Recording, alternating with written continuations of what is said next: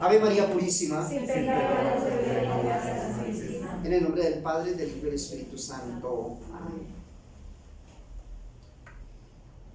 De nuevo, muy buenas tardes, amados hermanos y hermanas. Qué bueno que están compartiendo conmigo este camino de fe, de esperanza y de amor. Continuando con nuestras pláticas cuaresmales, estamos hablando, o les he hablado, sobre el sacramento de la penitencia, de la confesión. Y ayer comencé a hablarles sobre la confesión como tal. Y continuando entonces con este hermoso tema sobre este sacramento, hoy les quiero hablar sobre la confesión de los pecados, que es tan antigua como el mundo. Que Jesucristo elevó la penitencia a la dignidad de sacramento y que la tradición prueba su origen. Es decir, que este sacramento no lo inventaron los papas en el camino, no es inventado por algún papa, por algún sacerdote o por algún obispo. Es de institución divina. Y yo quiero mostrarles hoy, amados hermanos y hermanas, sustentado en las Sagradas Escrituras, que siempre Dios ha pedido al hombre que pida perdón por sus pecados. Y debemos pedir siempre a Dios perdón por nuestros pecados. La confesión, entonces, amados hermanos y hermanas, de los pecados es tan antigua como el mundo, y su universalidad tanta como la del género humano. Donde quiera que exista un hombre pecador, allí exige el Señor la confesión. ¿Para qué? Para perdonarle sus pecados. Y la historia verdadera de todos los siglos comprueba esta verdad.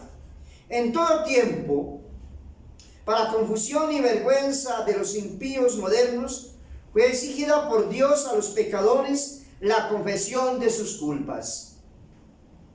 En la ley natural, la exigió el Señor a Adán, a Eva, a Caín, a todos estos hombres y mujeres que nos presenta el Antiguo Testamento, a los patriarcas. En la ley escrita, la prescribió el mismo Dios por estas palabras: el varón, dice el Señor en la Sagrada Escritura en el Antiguo Testamento, o la mujer, cuando hagan algún pecado, le confesarán. Eso lo encontramos en Libro de los Números, versículo 6. En la ley nueva, quien no sabe que la confesión fue preceptuada por nuestro Señor Jesucristo, dijo así de esta manera: confesad vuestros pecados para que seáis salvos. Eso lo dijo nuestro Señor y Salvador Jesucristo.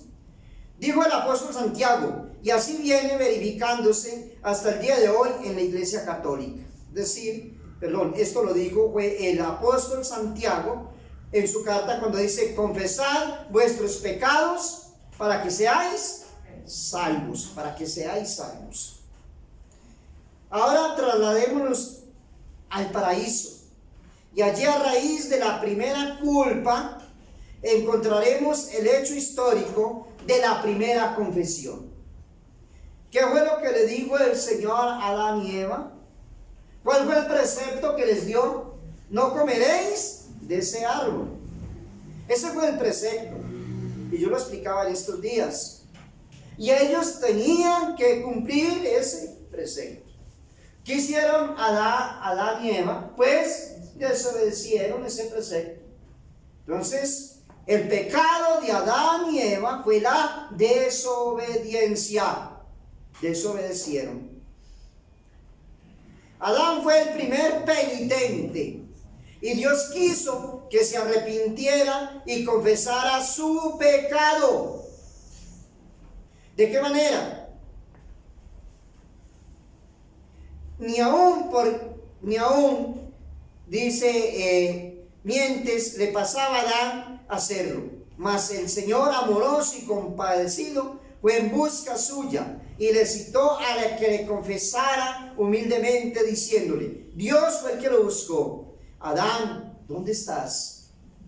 Bien lo sabía Dios, pero quiso con tal pregunta darle a conocer que se hallaba en estado de perdición. ¿Dónde estás, Adán? Dicen los intérpretes de las Sagradas Escrituras que quien le habló fue el ángel del Señor. ¿Dónde estás? ¿Qué has hecho? Se estaba escondiendo. ¿Por qué tenía que esconderse? Porque había fallado, porque había desobedecido.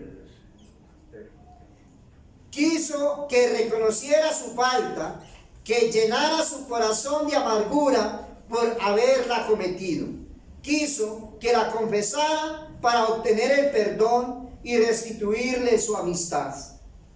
Esto quiso Dios, y Adán, movido por su dulce y paternal acento, confesó diciendo: comí la fruta de aquel árbol. Lo confesó. Por eso Dios lo perdonó. Eva también fue pecadora, y de igual modo hizo el Señor que confesara su culpa. ¿Por qué? Le dijo el Señor a Eva: ¿has hecho esto? Entonces ella confesó: ¿la serpiente qué? Me engañó, contestó Eva. Confesión clara, aunque fue con excusa como la de Adán. Ahí nos damos cuenta que nosotros, todos los cristianos, también cuando se trata de confesar nuestros pecados, tratamos de excusarnos de lo malo que hayamos hecho. Después el Señor impone a uno y a otra severa penitencia. Recuérdense que yo les decía ayer, después de confesar los pecados, el sacerdote te coloca una penitencia. Y esa penitencia hay que cumplirla. Hay que cumplirla. Entonces miren que ahí el Señor les coloca a ellos una penitencia, pero llena de misericordia, siendo al mismo tiempo satisfactoria y medicinal. Con el sudor de tu frente has de ganar el pan, dijo al hombre. Y le dijo a la mujer: y con dolor de ahora en adelante darás a luz a tus hijos. Esa fue la penitencia. ¿Y qué penitencia, cierto? Añadió la mujer, y de esta manera quedó completamente figurado el sacramento de la penitencia, tal como en la nueva ley la instituyó nuestro Señor y Salvador Jesucristo. Ahí vemos. Solo faltaba figurar la infusión de la gracia divina que se realiza en el penitente, y Dios lo hizo despojando a Adán y a Eva del cinturón de hojas de higuera y vistiéndoles de túnicas de pieles de cordero. Mira que todo en la Biblia tiene un significado. Dice que cuando se sintieron en pecado, ¿qué hicieron? Cogieron unas hojitas, ¿cierto? Y se taparon. La vergüenza, el pecado, da vergüenza. Llenos de vergüenza. Pero ya después de esto, de su confesión, dice que los vistió ¿de qué? Con pieles de animales, los cubrió. Cuando uno se arrepiente, uno pide perdón, el Señor lo reviste a uno con la gracia otra vez. Le devuelve la gracia ¿qué? La gracia santificante. Eso significa ahí. Despojándoles del hombre viejo y vistiéndoles del nuevo, o sea, del Cordero Divino, Jesucristo. Más tarde, ¿quién pecó después de ellos? Caín, muy bien. Y Dios, como invitándole a confesar su pecado, le preguntó, oiga la pregunta que le hace: ¿dónde está tu hermano Abel? ¿Qué has hecho? Caín rehusó la confesión, como hacen hoy muchos Caínes, y respondió audaz e irreverentemente. No la confesó. Por ventura soy yo guarda de mi hermano. Ahí está representado muchos cristianos, ¿cierto?, que no buscan la confesión y la rechazan. No necesitamos de eso. ¿Para qué? ¿Para qué nos confesamos? Eso es una invención de la iglesia, de los hombres. Eso lo inventaron los hombres, y nos damos cuenta que no fueron los hombres. Es institución divina, como institución divina es el sacramento del matrimonio. Ahí lo encontramos también en el libro del Génesis. Dejará el hombre a su padre y a su madre y se unirá a su mujer, y los dos serán una sola carne. Que después el corazón pervertido del hombre cambió las cosas, eso es otro. Eso lo dijo Jesús allá en el sermón de la montaña. El hombre fue el que cambió todo, pero no Dios. Por ventura soy yo, guarda de mi hermano. Al fin Caín se vio obligado a confesar su crimen, pero lo hizo de tan mala manera que en ello cometió un nuevo pecado, así como hacemos muchos cristianos. Nos confesamos mal y pecamos, o sea, cometemos otro pecado al confesarnos mal, sin comparación mayor que el fratricidio. Confesó sin esperar la remisión de su culpa. Confesó desesperado diciendo: mi iniquidad es tan grande que no puedo merecer el perdón. Dios le estaba dando el perdón. Así como nos desesperamos muchos, pensamos que Dios, si nos confesamos y pedimos perdón por nuestros pecados, como tiene que ser, Él no nos perdona, Él nos perdona.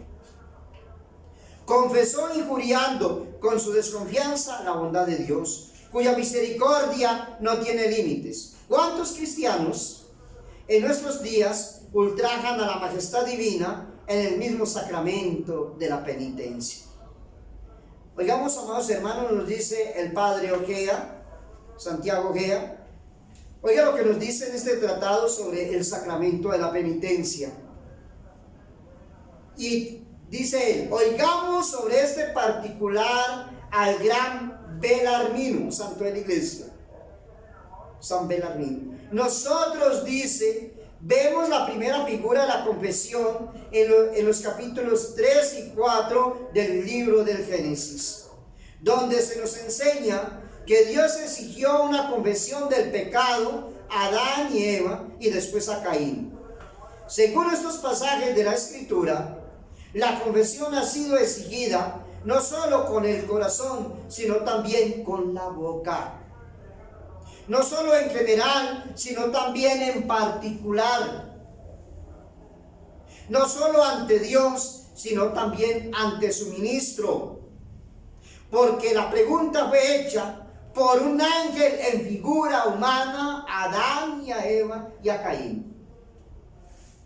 Como lo prueba la circunstancia, porque dice la Biblia, es que hay que leerla, hay que analizarla. Dice la Escritura que se paseaba por el paraíso. La Escritura dice que Dios se paseaba. Si Dios es espíritu puro, era un ángel del Señor que se paseaba por allí. ¿Y a quién le confesó sus culpas? Al ángel. Ahí representa al ministro de Dios.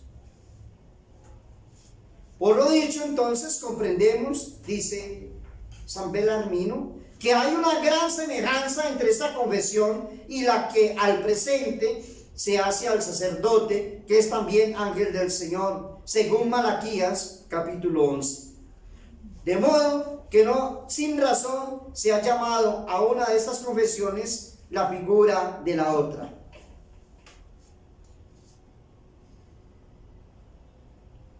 Tratado de San Belarmino de la penitencia en su libro 3, capítulo 2. Dice que descendiendo ya a tiempos posteriores encontramos solemnemente establecida la confesión en el pueblo de Israel. Oigamos hermanos, sin que nadie pueda negar esta verdad incontestable. ¿Qué nos dirán entonces los hermanos de las iglesias separadas? Ellos siempre sostienen todo con las Sagradas Escrituras. Y hoy lo estamos sosteniendo con las Sagradas Escrituras, ¿verdad? Con las Sagradas Escrituras estamos sosteniendo el sacramento de la penitencia. Basta abrir el sagrado libro de los Números, y en su capítulo 4 se halla formulada la ley de esta manera. Dice así: todo hombre o mujer que cometiere cualquier pecado o que por negligencia quebrantare algún precepto del Señor, confesará su pecado. Confesará su pecado. Lo dice las Sagradas Escrituras, libro de Números, capítulo 4. Lo mismo leemos en el Levítico, en el libro del Eclesiástico, en el libro de Proverbios. Y se ve confirmado por la práctica no interrumpida de todos los pueblos antiguos y modernos, aún fuera del pueblo de Dios. Es decir, que la confesión que los impíos desechan ha sido admitida en esta o en otra forma, en todo el universo, en todos los tiempos, incluso los pueblos gentiles, siendo una verdad en toda su extensión aquellas palabras del filósofo Séneca. Oiga lo que decía un filósofo, y es un gentil filósofo griego. ¿Sabéis por qué nadie quiere confesar sus vicios?, decía Séneca. ¿Por qué se quiere continuar en ellos, toda vez que confesarlos equivale a dejarlos? Por eso nadie confiesa. Y por eso muchos no nos confesamos. Porque yo confieso mi pecado y tengo que dejarlos. Tengo que dejar los vicios. Padre, yo soy siempre, dije, Padre, molesta con esto, ¿no? Tan cansón con esto. Monseñor, usted cansa con esa comparación, pero es para hacerme entender. Padre, Monseñor, me confieso de que yo soy casado y tengo mi esposa, mis hijos, ¿cierto? Pero tengo otra. Si vas a confesarte es porque estás con la disposición de ¿qué? De dejar la otra y entregarte a tu hogar, a tu familia, a tu esposa, a tus hijos. O si es la señora, me confieso que tengo otro, pues ¿qué quiere que te diga el sacerdote? Que tienes que dejar ese otro. Entonces tienes que dejar esos pecados, esos vicios. Y si no tienes ese propósito de ¿qué? De enmienda, o sea, de no volver a pecar, no te confieses. Cuando vas al confesionario es porque tienes primero dolor de tus pecados y en segundo lugar propósito firme de no volver a pecar, y que vas a dejar ese camino de pecado, de maldad, de iniquidad. Por eso es que muchos no se confiesan, muchos no van al confesionario por eso. Y la excusa es un pecador igual que yo. Claro que sí. Pero Dios ha colocado a ese pecador ahí como ministro suyo. Y a través de ese ministro otorgarles el perdón. Yo, como sacerdote, tengo que responder ante el tribunal de Cristo en el día de mañana. En el día de mañana me llama el Señor y yo tengo que responder. Y yo también me tengo que confesar. Yo me confieso con otro sacerdote o con otro obispo. Yo tengo que buscar también del sacramento. Claro, porque soy pecador. Entonces, muchos, ahí vemos y entendemos, miren lo que dice este filósofo, este gentil. Por eso es que muchos no se confiesan sus vicios, sus pecados, porque saben que tienen que dejarlos. Muchos no se acercan allí al confesionario, porque saben que el sacerdote le dice, estás obligado a respetar a tu esposo, a tu esposa, a tus hijos, y te debes a ellos, y tienes que dejar a otra persona. Si estás robando, defraudando, el sacerdote te va a decir, tienes que dejar de robar, de defraudar, y tienes que cumplir con una cuestión que se llama restitución. Eso muy pocos lo saben. Hay que restituir. Si tú has robado, tienes que restituir lo robado. Y si no se puede hacer por A o por B motivo, porque se hace imposible, lo tienes que restituir con ofrendas, con limosnas. Ayuda al pobre, al necesitado, pero tienes que hacer restitución. Y viene una perlita, y cuando le botas la honra, decimos nosotros aquí en Colombia, ¿sí? Cuando le botas la honra a una persona, cuando denigras de ella, cuando colocas su imagen por el suelo, la dañas, la destruyes, la pisoteas, ¿cuál es la restitución? Qué complicada es esa. Muy complicada. ¿Cómo le devuelves la fama? ¿Cómo restituyes la fama de una persona después que la destruiste, la dañaste? ¿Cómo haces? A ver, ¿alguien me puede decir? Porque a mí se me olvidó. Ahí les dejo esa inquietud. Ahí les dejo esa inquietud. Entonces, mire, amados hermanos y hermanas, que en este sacramento, pues hay muchas cosas que nosotros como cristianos católicos desconocemos, ¿verdad? Y por eso nos confesamos mal. Y vamos, y les decía yo, pecados generales. No, decíamos también particulares. No, yo he ofendido a Dios y pequé contra el primer mandamiento. ¿Así? Pero dime, ¿cuáles son los pecados contra el primer mandamiento? Porque es muy fácil decir, yo también he jurado en vano. ¿Pero de qué manera?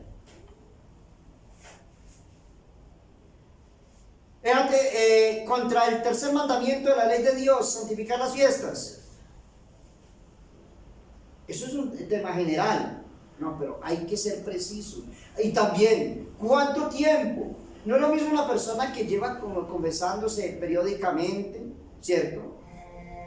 Y que se confiesa cada 3 meses, a una persona que hace 3, 4 años no se confiesa, 15 o 20 años.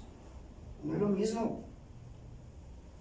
Por eso es tan importante el examen de conciencia, para examinarnos y mirar entonces con qué pecados hemos ofendido a quién, a Dios, y qué tan manchada está nuestra alma. Y la confesión es así. Lo que pasa es que ahora nos la presenta muy fácil, algunos, ¿no? Muy fácil, para salir del paso a la carrera y al siguiente, ¿cierto? Y al que viene, ¿cierto? Y no tengo sino 2 minutos. Y cuando llega la señora al confesionario con su lista, padre, me voy a confesar, y llega el sacerdote y dice, oh, Dios mío, pero ¿qué es lo que usted trae ahí? Pues padre, vengo a confesarme. No, yo no tengo tiempo para eso. Es que está en la lista de mis pecados. ¿Sí? Porque usted también tiene que decir, si yo peco, ¿cuántas veces he pecado? La cantidad del pecado. ¿Cuántas veces al día? En la semana. ¿Sí ve? Porque no es lo mismo una persona que me diga, no, pues este pecado 1 o 2 veces, a otra que me diga, yo este pecado lo comento 5 veces al día, 6 veces al día, 10 veces al día. Es un ejemplo que coloco, ¿no? A una persona que me dice, no, eso ha sido 1 o 2 veces hace 2 meses. ¿Es lo mismo? No es lo mismo. O en el robo, no robarás. ¿Por qué estás robando? ¿Por qué lo haces? ¿Cuál es tu justificación? ¿Cuántas veces lo haces? ¿A quiénes has robado? ¿Has robado quizá a personas y con ese robo le has causado daño a esas personas? Cuando alguien ¿cómo utilizo esta expresión? Nosotros decimos se metió en una relación. Cuando alguien daña un hogar, ha pensado aquella persona, cuando se mete en un hogar, allí hay una esposa o un esposo, allí hay unos hijos, una familia, ¿a cuántos se está dañando? ¿A cuántos se está perjudicando? Por una canita al aire, ¿no? Mire que es que por eso no seamos así tan folclóricos, digo yo siempre, para confesarnos y para tomar las cosas así tan a la carrera. No, es que yo la quiero y ella me quiere, bueno, y de igual manera y en sentido contrario, nos amamos, pero allá hay una familia que estás dañando y destruyendo. Hay un esposo o una esposa que estás dañando y destruyendo. Unos hijos que estás dañando, que estás destruyendo. Un hogar que estás destruyendo. Entonces uno tiene que pensar estas cosas. Por eso le digo, toda acción, todo lo que tú hagas en la vida tiene su repercusión. Es que esto yo lo hago y esto no me afecta sino a mí. Eso es una mentira. Todo lo que yo hago o deje de hacer va a afectar, no me va a afectar solamente a mí, a muchos. Lo que yo hago afecta a mi familia, a los que están en mi casa, y de ahí para allá. Entonces piensen muy bien eso. Termino. Son hechos históricos que los hebreos heridos de las serpientes, eso pasó en el desierto, confesaron en el desierto sus pecados, que el faraón declaró sus culpas, aunque sin arrepentimiento, que David confesó su crimen al profeta Natán. En la parábola del hijo pródigo, este se humilló y dijo: Padre, he pecado contra el cielo y en vuestra presencia. La samaritana, escuchábamos hoy en el Evangelio, ¿cierto? La samaritana y la Magdalena confesaron sus culpas ante Jesucristo. Pedro dijo a Jesús: apartaos de mí, que soy pecador. El buen ladrón en la cruz hizo confesión pública de sus crímenes, y así de otra multitud de ejemplos que pudiéramos citar, siendo muy notable que hasta un impío, un pensador llamado Voltaire, reconoció que la confesión de las culpas, él, que era un impío, Voltaire, que la confesión, reconoció él que la confesión de las culpas data del origen del mundo. Dice, es la confesión una institución divina. Eso lo dijo él, un impío, un hombre malo como él, que solo tuvo comienzo en la misericordia infinita de su autor. Confesión que estaba admitida y en práctica hasta entre los mismos paganos. Por consiguiente, cuando Cristo nuestro Señor vino al mundo, encontró ya establecida en los diversos pueblos de la tierra la confesión de los pecados y el arrepentimiento de ellos como medio único e indispensable establecido por Dios desde el principio de los tiempos para perdonarlos, y al imponer a los cristianos el deber de la confesión sacramental, no creó una ley nueva, sino que confirmó y perfeccionó la que ya existía, elevándola a la dignidad de sacramento. De esta manera pudo con toda verdad decir el mismo Jesús: no he venido a abrogar la ley, sino a darle cumplimiento. Mateo 5:17. Esto es, a perfeccionarla y a dignificarla, a divinizarla y a facilitar su cumplimiento.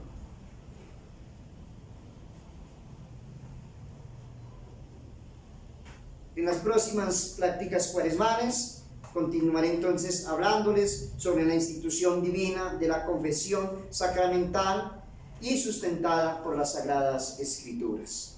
Que la Santísima Virgen María, Madre de Dios y Madre nuestra, nos ayude en este caminar y en este peregrinar. Ave María Purísima. En el nombre del Padre, del Hijo y del Espíritu Santo. Amén.